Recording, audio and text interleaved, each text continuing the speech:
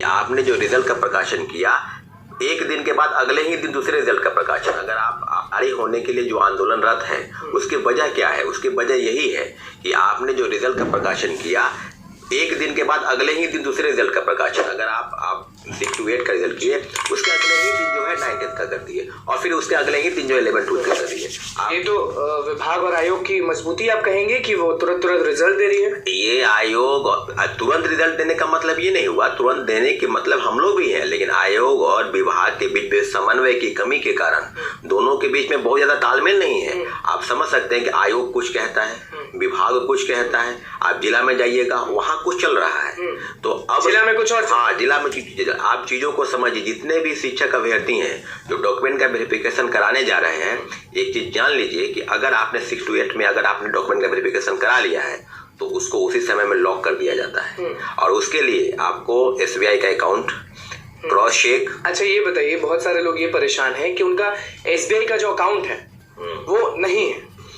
ये तो मेरा भी नहीं है अकाउंट, कई लोगों का नहीं होगा अकाउंट। इसका ये मतलब थोड़ी हो गया उसको समय दिया जाता है कि 15 दिन में अकाउंट खुलवा लीजिए, या किसी दूसरे बैंक का भी है तो कीजिए। आसानी होता है या क्या होता है, लेकिन इतना जरूर है, जितने भी शिक्षक अभ्यर्थी सुन रहे हैं, प्रथम फेज की बहाली की जो समस्या है, आज सेकेंड फेज की बहाली में वही आंकर अटक गई है कि अगर आप एक जगह डॉक्यूमेंट का वेरिफिकेशन कराए, मान लीजिए, और फिर उसके बाद रिजल्ट उसका 9th में आ गया, तो सोचेगा ना कि हम वहां। लेकिन अतुल प्रसाद, मैं यहाँ टोकना चाहूंगा आपको, अतुल प्रसाद ने कल ट्वीट किया है, आपको मालूम होगा कि अतुल प्रसाद ने रिक्वेस्ट किया है कि देखिए जितने भी शिक्षक अभ्यर्थी हैं वो वेट कर लें, अपना सारा रिजल्ट्स देख लें, उसके बाद जब डिसाइड कर लें उसके बाद डीवी करें। तो आप कैसे कह सकते हैं कि ये सब है? देखिए, ये पहले ही, ये 2 दिन पहले ही जब रिजल्ट का प्रकाशन हुआ था, आपको याद होगा, हमने भी इस बात का जिक्र किया था कि ये अतुल प्रसाद जी BPSC चेयरमैन की तरफ से होना चाहिए कि आप छात्र अभ्यर्थी अगर कोई 11वीं 12वीं का परीक्षा दिया है, जाहिर तौर पर वो 11वीं 12वीं को ज्वाइन करेगा, वो अवेटिंग रहेगा कि मेरा रिजल्ट अगर आ जाता है तो हम ज्वाइन करेंगे। निश्चित रूप से सभी चीजों पर हम सारे शिक्षक अभ्यर्थियों के साथ है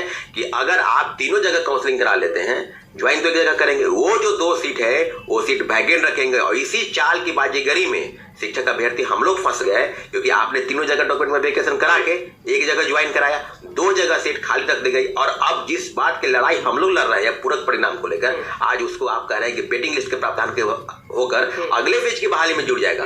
तो इस बात 3.0, हाँ, अब तीसरे जिसकी परीक्षा अगस्त में आयोजित होने वाली है, तो सारी चीजों पर अब क्लियर मामला है कि इस पूरक परिणाम जारी होने के लिए देखिएगा घमासान फिर से छिड़ेगा आपको सेकेंड फेज के बाद। घमासान छिड़ेगा? बहुत सारे लोग अभी एक सवाल करेंगे, जब सब चीज सही चल रहा है, अतुल प्रसाद खुद बोल रहे हैं कि रुक जाइएगा उसके बाद डीवी करेगा, तो क्यों घमासान छिड़ेगा आपके हिसाब से? देखिए, मेरे हिसाब से 1,20,336 का जो आंकड़ा है अभी भी आकर 97,000 पर ही अटका है। 23,000 पद खाली है, उसमें से भी PRT के जिसकी बहाली 79,000 के आसपास, ये प्रथम फेज की, उसमें से भी 13-14,000 पद रिक्त है।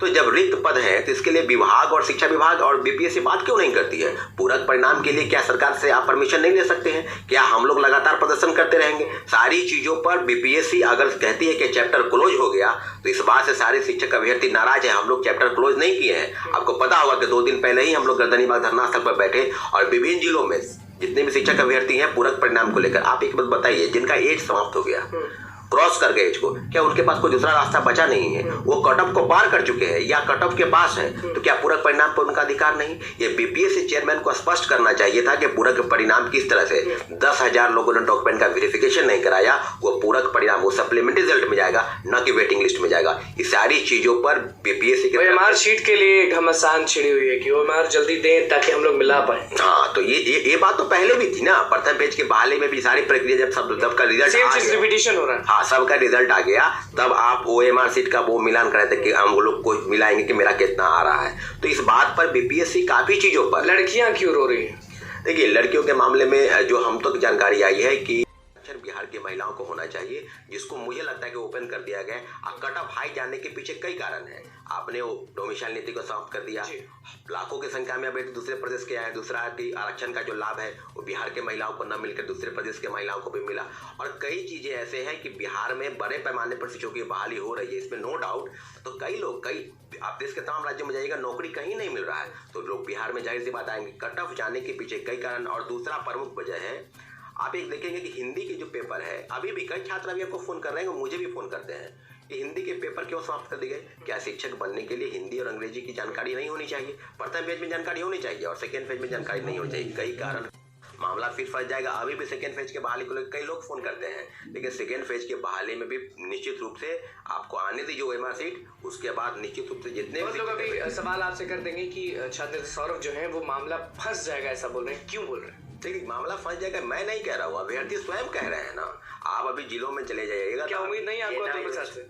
नहीं, अतुल प्रसाद जी से उम्मीद है, लेकिन अब शिक्षक अभ्यर्थी आपकी सब बातों पर भरोसा नहीं करते हैं, क्योंकि कहीं ना कहीं आप अपने बात से पलटे हैं। पूरक परिणाम को जो जारी करने चाहिए, आपने कहा था 25 अक्टूबर के दिन ड्रॉप आउट को बाहर करेंगे, फर्जी वाले TRE 1.0 की बात। हाँ, TRE 1.0 में आपकी बात पर किसी भी शिक्षक अभ्यर्थियों को जब भरोसा नहीं रहा, तो वही शिक्षक अभ्यर्थी सेकेंड फेज की बहाली और तीसरे फेज 144 धारा लागू है अभी BSc आयोग के बाहर। वहाँ कोई भी लोग जाते हैं और कैमरा निकालते हैं, फिर कुछ भी करते हैं तो उनको भगा दिया जाता है। हाँ, निश्चित रूप से ये उनका कहना है कि हम रिजल्ट का प्रकाशन कर रहे हैं। रिजल्ट का प्रकाशन करते तो कहाँ कोई दिक्कत है, लेकिन जब किसी को प्रॉब्लम होगी, प्रॉब्लम क्रिएट होगा, तो जाहिर सी बात है BPSC ऑफिस के पास जाकर अपनी बातों को रखेगा, चाहे एप्लीकेशन के माध्यम से, चाहे प्रेस के माध्यम से। लेकिन इतना जरूर है कि अगर किसी को चाहते हैं कि आप चुप करा दे, आंदोलन न करने का आप दबाव बनाकर धारा 144 लगाकर, तो ये बात भूल जाइए। लेकिन शिक्षक अभ्यर्थी अभी रुके, सारा रिजल्ट्स देख लें, उसके बाद DV कराने जाए, नहीं तो पेज फंस जाए। ये हम 2 दिन पहले भी कहे थे और चेयरमैन सर ने ट्वीट करके स्पष्ट कर दिया कि आप पूरक परिणाम की जो घमासान की लड़ाई फिर छिड़ने वाली है,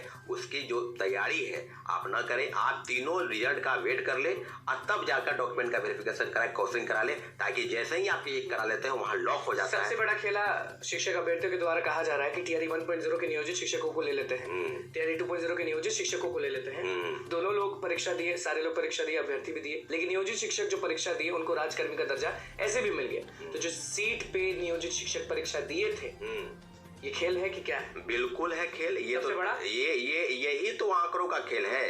28,800 प्रथम पेज की बहाली में जो सिलेक्ट हुए, क्या उनके जगह पर नए लोगों को मौका नहीं मिलता?